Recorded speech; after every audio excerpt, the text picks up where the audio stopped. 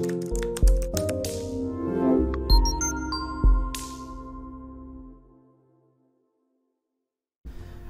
আলাইকুম, কি অবস্থা সবার? আমি টুটুলাসির সাথে and you are watching Hablu programmer. তো গত পার্টে আমরা আমাদের ওয়েবসাইটে যেই আমরা শ্যাডো টাইপের ইউজ করি সেটা নিয়ে বিস্তারিত আলোচনা করেছিলাম এন্ড এই পার্টে আমরা আমাদের ওয়েবসাইটে কিভাবে আমরা স্প্রিট ইমেজ ইউজ করতে পারবো সে সম্পর্কে বিস্তারিত আলোচনা করব।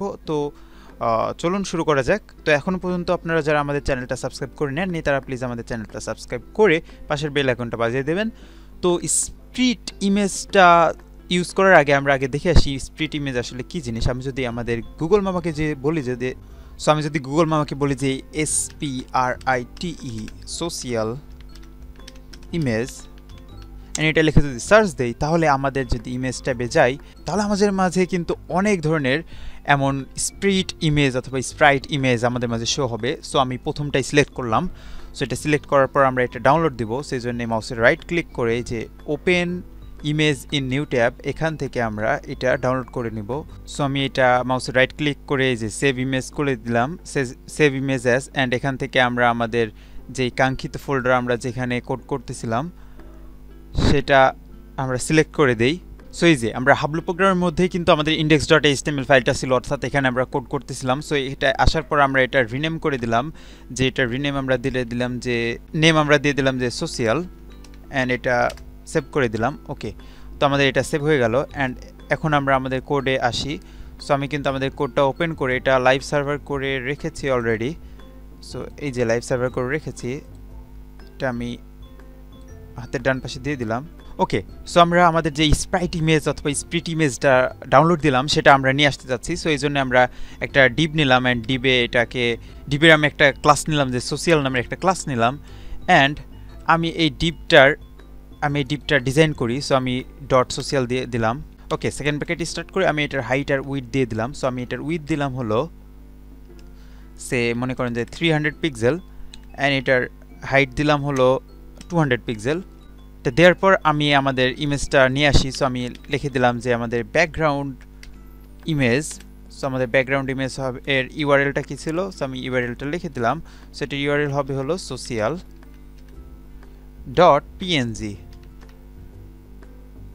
ওকে, তাহলে কিন্তু আমাদের এটা চলে আসলো।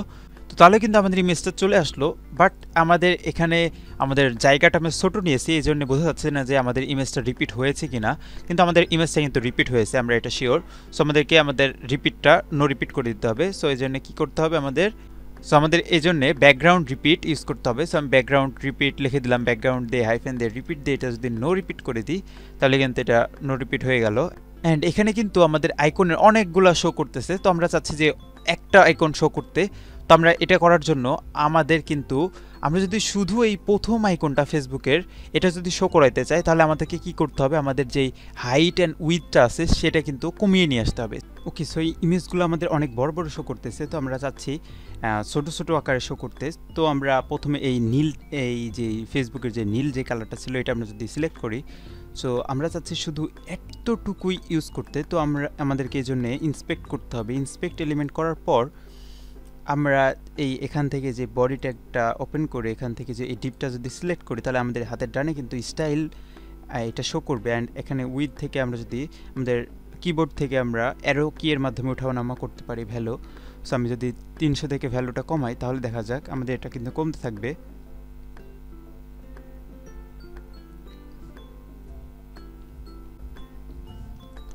তার মানে আমি বুঝলাম আমার উইথটা যদি 80 পিক্সেল করি তাহলে আমাদের এই যে এটা একা একা শো করবে। সো আমি আমাদের উইথটা 80 পিক্সেল করে দিই। সো আমাদের উইথটা এখান থেকে 300 পিক্সেল কেটে দিয়ে যদি 80 পিক্সেল করে দিই তাহলে কিন্তু এটা এমন হয়ে যাবে। অ্যান্ড আমরা হাইটটাও 80 পিক্সেল করে দিই তাহলে এটা স্কোয়ার হয়ে যাবে। সো 80 পিক্সেল করে দিলাম হাইটটা, বাট আমাদের এখানে কিন্তু নিচেরটা নীলটাও আমাদের শো করতেছে। তো আমরা চাইলে কিন্তু নিচের নীলটাই উপরে নিয়ে আসতে পারি, অথবা শুধু এই উপরের সাদাটাও আমাদের আইকনটা ইউজ করতে পারি। তো আমি চাচ্ছি যে নীলটা আর কি আমাদের এখানে শুধু বক্সে নীলটাই শো করবে, আমরা কিন্তু সেটাও করতে পারি। সো এই জন্য আমাদেরকে একটা প্রপার্টি ইউজ করতে হবে, সেটা হলো ব্যাকগ্রাউন্ড পজিশন। সো আমি ব্যাকগ্রাউন্ড হাইফেন দিয়ে পজিশন লিখে দেওয়ার পর সো আমাদের ব্যাকগ্রাউন্ড পজিশনের ভ্যালু দুইটা দিতে হয়। প্রথম ভ্যালুটা হয় হলো এক্স এর ভ্যালু, মানে হাতের ডানে বামে কাজ করবে, অ্যান্ড পরের ভ্যালুটা হলো ওয়াই এর ভ্যালু। তো আমরা চাচ্ছি নীলটা উপরে নিয়ে আসতে, সো এই জন্য আমাদের কিন্তু ওয়াই এর ভ্যালু ইউজ করতে হবে। সো আমি এখানে 0 দিয়ে দিলাম, মানে এক্স এর ভ্যালু 0 অ্যান্ড ওয়াই এর ভ্যালু আমরা 0 দিয়ে দিলাম। দেওয়ার পর আমরা এটাকে দেখি, আমরা ইন্সপেক্ট করে দেখি কত ভ্যালু দিলে এটা ভালোভাবে বোঝা যায়। সো আমি বডিটা একটা ওপেন, এখান থেকে সোশ্যালটা সিলেক্ট করার পরে যে পজিশন থেকে ওয়াই এর ভ্যালুর এখানে আমরা যদি মাউসটা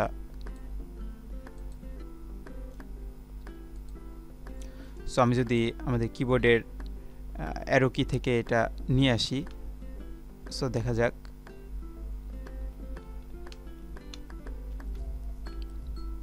এই যে আমরা যদি -59 পিক্সেল ইউজ করি তাহলে কিন্তু সুন্দর বোঝা যাবে। সো আমি এখানে ওয়াই এর ভ্যালুটা -59 পিক্সেল করে দিলাম, তাহলে দেখা যায় কি হয়।